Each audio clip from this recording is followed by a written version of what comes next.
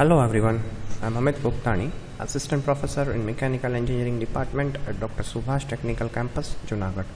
I welcome you all on today's presentation related with the subject Industrial Engineering. In our today's presentation, we will study about the topic that is industrial legislation. So before we begin our today's presentation, let us have an overview of today's presentation. The first topic that we will study, that is Introduction to Industrial Legislation. Second topic, importance and necessity of industrial legislation. Types of labor laws. So let us begin our discussion with our first point, that is Introduction to Industrial Legislation. What is industrial legislation? Those are the laws which deals with the working conditions, employments, wages, industrial relationships, welfares of persons employed in the industries. So those are the laws that has been formed by the government and which is supposed to be followed within the industries. That is related to the employees' working condition, their wages, their welfares, their social securities, the relationship. Those all laws that has been created or generated by or established by the government. That is simply defined as industrial legislation. It refers to all the laws of the government to provide social and economical security to the workers. Its main aim is to reduce the production loss due to certain industrial disputes, and it takes care payment of wages and other some necessities that are paid at time, that are paid timely on the timely basis. So one can say that industrial legislation is nothing but it's an laws which is established by government or which deals with the or which covers related to the wages, working environment or working conditions, social securities, welfares of people working in the industries, and it also tries to provide social and economical securities, and its main aim is to reduce the production loss due to certain disputes within the industries, and it also ensures that wages are paid on the timely basis. So this is all about introduction to industrial legislations. That are the laws which is established by government. Next topic of discussion, that is importance and necessity of industrial legislation. The first point, that is it improves the relationship between employee and employer. Employer is the one who employs and worker or any person. So it establish or it improves the industrial relationship between employee and employer. Employer is an organization which hires the employee. So that is employee and employer relationship is improved. Then achievement of cordial industrial relationship. Achievement of cordial industrial relationship. So cordial industrial means friendly relationship. There feels a good warm atmosphere over there, within the industries.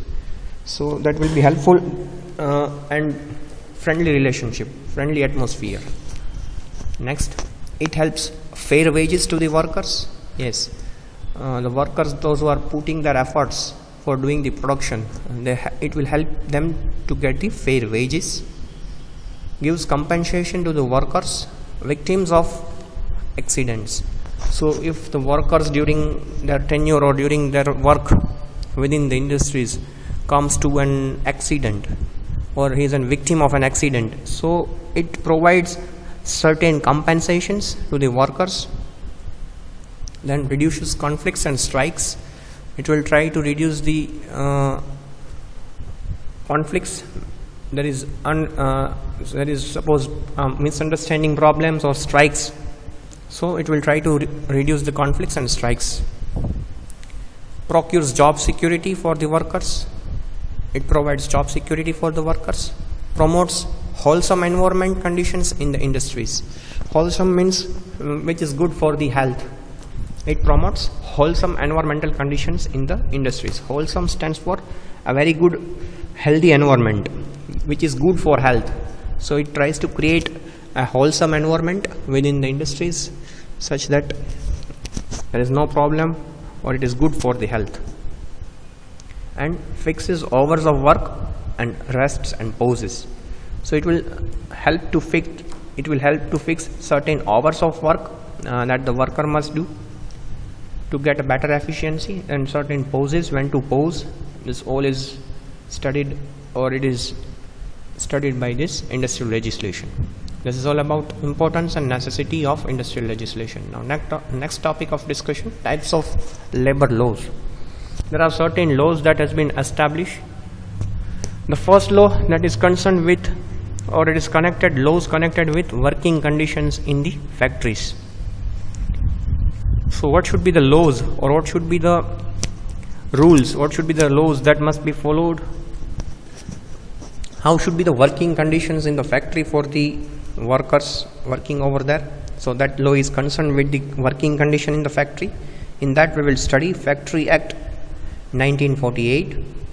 Second, laws related to specific matters like wages and welfares, concerned with wages and welfare. In that we will study the Workman Compensation Act 1923. Third type of law, that is related to the Workers Association. In that we will study Industrial Dispute Act. So let us begin with our first, that is related with the working conditions in the factories. In that we will study Factories Act 1948.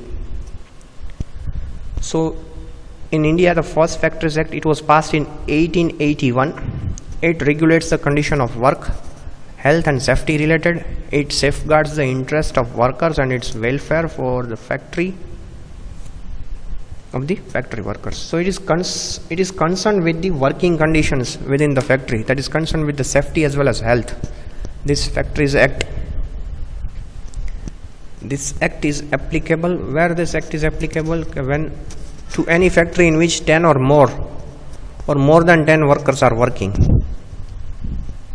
The Factories Act has a provision in respect of employee health and safety, hours of work, sanitary conditions and wholesome work environment, employee welfare. So this Factory Act is concerned, or it is mainly concerned with the employees' health and safety. It deals with employees' health and safety, then hours of work, sanitary conditions, working environment, employee welfares. It is all concerned with this. So we will study this one by one. First one, related to the health. So first is cleanliness. Removal of dirt and refuse from floors, benches, etc. every day. So when the production is going on, there are some chips, there are some dust that are removed, there are some particles that are removed. So it is necessary, or it should be done on everyday basis. So floors at which there is dots, some chips, that should be cleaned on the everyday basis from floors and benches at where they are working. So that is cleanliness, there should be cleanliness. Then washing of floors of workroom at least every week, using disinfectants. Yes, so there should be cleaning of floors of the workroom, or washing of the floors of the workroom with the help of every week, with the help of some disinfectants. Disinfectants are nothing but which are used to kill the bacteria. So it is good for health. So washing of floors at every week is a must with the help of disinfectants. Then effective means to drainage, to avoid collection of waters on the work floor. There should be provision of drainage facilities such that the collection of waters is avoided. It should be drained from the floor, work floor. Then disposal of wastes and effluents. So disposal of wastes and effluents. So that should be effluents is nothing but it's an liquid waste. So every factory should make effective arrangements for the treatment due to every factory should have an effective arrangement for the treatment of wastes and effluents, that is liquid waste, due to manufacturing process carried on. So there should be provision of such facilities such that wastes and effluents are disposed from the place at which they are working. Then comes ventilation and temperature. Here it is focusing on the temperature at the workplace at which they are working. So there should be provision of, or there should be a proper arrangement of adequate ventilation and circulation of fresh air. So the place at which they are working, or at the workplace, there should be proper provision of ventilation as well as circulation of fresh air. There should be exhaust fans and that should be located. Then next is dust and fumes. Dust and fumes. So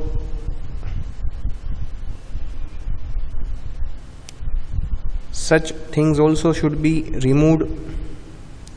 Dust and fumes, and that is gases, certain amount of gases which smells badly or strongly. So during the manufacturing process, one should take care that proper exhaust of this dust and fumes and other impurities are removed from the origin point, the point from which they are originating. There should be provision of exhausting those fumes, that is the gases which are strongly or which smells strongly, that should be removed from the origin point.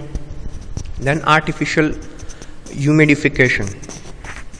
Here certain artificial facilities are provided such that humidity level in the factories are increased as per the requirement. So there should be provision of some artificial humidification facilities which are used to increase the air, humidity level of air within the industry. Next is overcrowding. Overcrowding is nothing but gathering of more number of peoples than the capacity. So there should be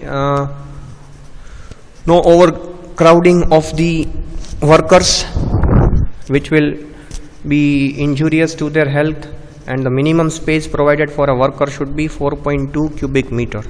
So the space that should be maintained within the worker should be 4.2 cubic meters, and there should be no overcrowding, which will ultimately, if it is overcrowded the place at which they are working, then there is a problem of health issues also. So overcrowding in the room is avoided. Next is lighting. So wherever the workers are working, there should be proper provision of lights, or there should be proper attachment of those artificial lights wherever it is required, or there should be the location should be such that natural light is also adequate. So the workers working over there should be provided with proper lighting arrangements, that may be natural source or artificial source. Skylights and glazed windows for lighting the workroom should be kept clean and unobstructed. So the lights which are naturally coming from the sunlight or skylight, those windows, glasses should be properly kept clean such that it is not obstructed, so it will have an adequate light. Next is drinking water. There should be provision of drinking water facilities at suitable point, and it should not be within 6 meters of range of an washing place, urinal, latrine or spichon. So drinking water point should be located in such a way that it should be away from 6 meters from the washing place, latrines, urinals and spichons. Next is urinals and latrines. So there should be provision of sufficient accommodation for urinals, and it should be suitably placed. It should be kept clean time to time and maintained, and there should be provision of separate urinals for both males and female workers. So it should be maintained clean and there should be provision of separate urinals for men and women or male and female. Next is proper arrangement of spitons. There should be sufficient number of these spitons situated at convenient place, and it should be maintained and kept clean and in hygienic condition. So spitons are nothing but it is used for spitting. There may be some workers who are having the habits of chewing the tobaccos. Then there should be provision at some convenient places. There should be provision of spitons where these workers can spit their tobacco chewing, and that spitons must be kept clean and maintained and in hygienic conditions in order to avoid the disease. Next is related with the safety. We had seen about related with the health. Now this is concerned with the related of safety. Fencing of machineries. Yes. So any of the machineries that is dangerous should be properly fenced. There should be some boundaries that should be around that machine so that it will avoid the injuries, it will avoid any accidents. So that is fencing of machineries such as parts of motor or electric generator. So there should be provision of fencings around that machine. Work on or near machinery in motion. Wherever it is necessary to examine any part of machinery, so there should be only the one who is trained adult male worker. That person only should examine the machinery while inspection. And there should be some conditions also. The person who is trained for inspecting the machineries that is in motion or examining the motion of the machine, he or she should be mostly an adult male worker, and he should wear cloth that is tight fitted. No woman or young person should be allowed to clean or lubricate while the machinery is in motion. So while examining the machines or while inspecting the machines that are in motion, only male workers, adult male workers only should be have the rights to check or examine, and he should wear the tight clothes to avoid the accidents. And there should not be allowances to women or young person to lubricate or clean even the machine while it is in motion. So such should be avoided for their better safety. Next is employment of young person on dangerous machinery. If he has got sufficient training related to that machine, then and then only, that also under the supervision, he is allowed to work on that dangerous machine. Means he should have that proper training related to that machine, and again he should only work under the supervision of the expert or the elders if he is allowed to. Next is casing of new machineries. There should be casing of the machineries. Every set screw, bolt, spindle, wheel should be gear or pinion should be encased or caged to prevent the danger. So the new machineries should be properly cased such that its bolts or keys or anything may jump out from that. So it should be properly cased to avoid the danger or to prevent from the danger. Then floors, stairs and means of access to different places.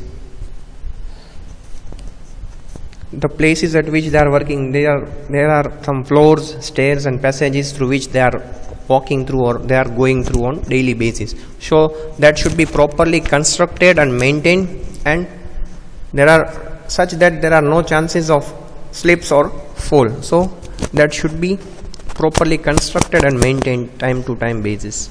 Next is precautionary measure for fire. Whenever there is a fire that suddenly exhausted, so there should be provision of some equipments. Fire extinguishers should be there such that one can escape in case of emergency fire that is arised. So there should be provision of fire extinguishers and necessary equipments. which are necessary for the safety of their workplace. Next is lifting machine and rope lifting tackles. So in large industries there are certain cranes, there are certain overhead cranes, lifting machines which are either used for raising the persons or materials or lowering of materials or persons. So those lifting machines, cranes should be of good construction and should be made of sound material such that they have good strength and they can sustain for the long time. So such machines should be of good construction and of good material. Next, protection of eyes. So there should be provision of goggles or some screens to the workers, those who are involved in manufacturing work, to prevent them from the injury while working. So there should be provision of goggles or some screens while they are doing the welding or such things to prevent their eyes from injury. That is all about Industrial Factory Act. We have completed the Factory Act, which was related with the working conditions we had seen in that health and safety. Now second, that is related with the workers, Workmen Compensation Act 1923, an act to provide compensation to certain categories of worker. So here, during the working tenure or during the work at their workplace, if certain accidents takes place, suddenly the accident takes place, then what should be the compensation that should be provided to the workers? That is studied in this Workmen Compensation Act, which provides an act which provides compensation to certain categories of workers for the loss of any working capacity due to accidents. So during the accidents, if they have lost some parts of the body or they are disabled, so what should be the compensation they should get? That is studied in this law or in this act. This act safeguards the workers and family against the cases of accidents which can cause disablement or death. So it provides security to the family members of the workers if that particular person has during the work has faced some accidents or has faced some disablement or death. So it gives certain compensations to their family.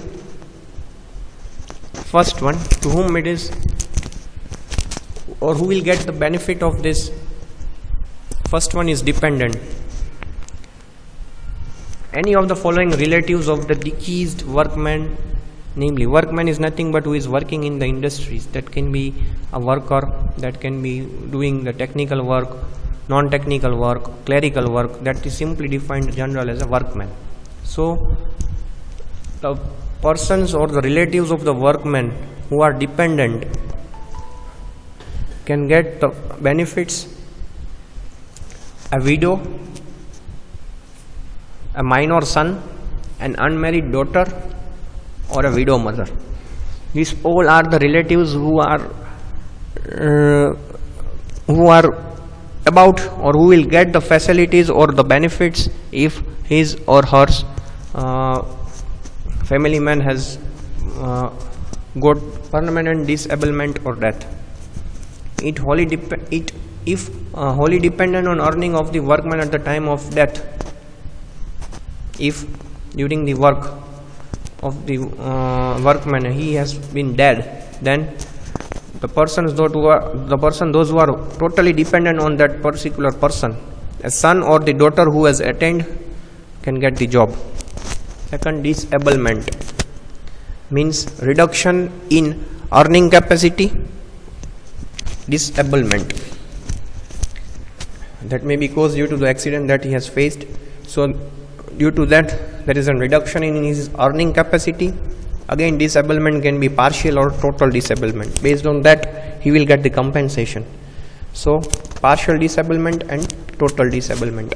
So if the disablement that is temporary, partial disablement, that which reduces the earning capacity of the workman in the employment which he was engaged at the time of accident. So that is partial disablement. Before that disablement he was able to do work, but due to the accident his earning capacity has decreased. And then permanent or partial means that reduces for all time the earning capacity of the workman in which every employment he was capable of taking. Complete disablement. So now he is not able to do any earning capacity. He is not in a position to earn anything at that time. And total disablement, he is not able to do any work after the accident, so he will get the compensation. His family members, that can be a widow, that can be a daughter, that can be a son or a widow mother. Then employer's liability for compensation, when he is liable to get the compensation. So we will see the calculation of compensation when he is liable for getting the compensation. So in case of death, the amount of compensation, that is 50% of monthly wages into relevant factor divided by rupees 80,000, whichever is more.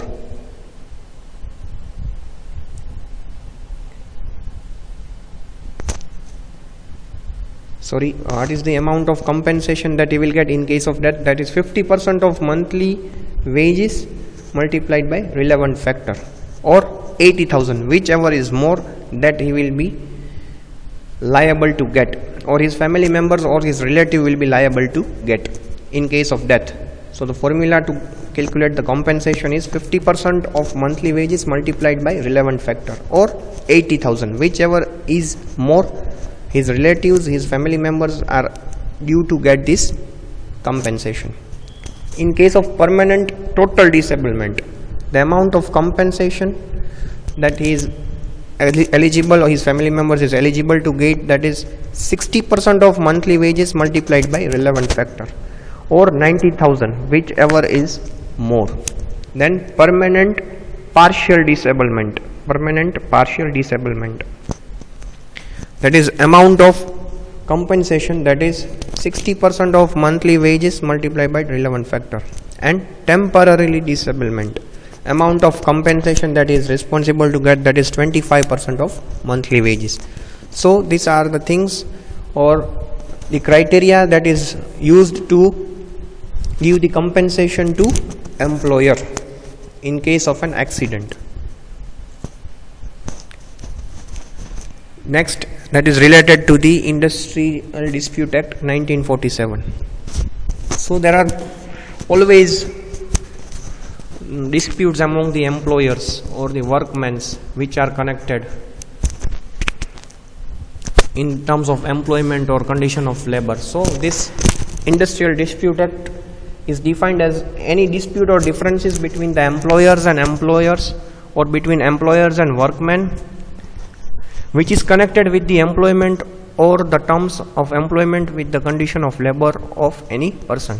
So there are some differences that are always there within the industries, that can be within that can be between the employers and employers, that can be between the employers and workmen, between workmen and workmen. So it studies about that. What are the objectives of this Industrial Dispute Act? It tries to promote measures for securing and preserving amenity and good relationship between employers and workers. It tries to reduce the conflicts. It tries to develop good relationship between employees and workers. Investigation and settlement of industrial disputes. So what are the causes for these industrial disputes? It tries to find out it tries to investigate and come to the settlements. Settlements means personal agreement which will help them to deal in a better way. It will help to develop them a good environment to work. So certain settlements, certain agreements will be done. Then it tries to prevent illegal strikes and lockouts. So unnecessary strikes among the workers. There are always unions within the workers now. So it will try to prevent illegal strikes and lockouts. Lockouts is nothing but stopping of the work. Then relief to workmen in matter of layoff and retrenchment. So retrenchment is nothing but the employer suddenly stops or suddenly terminates the work of the worker working over there without informing, or just without any informing of, or without any disciplinary actions. He just terminates that particular worker for certain period. That is called retrenchment. That's all about this presentation. I hope this would have helped you to understand industrial legislations and various laws. Thank you.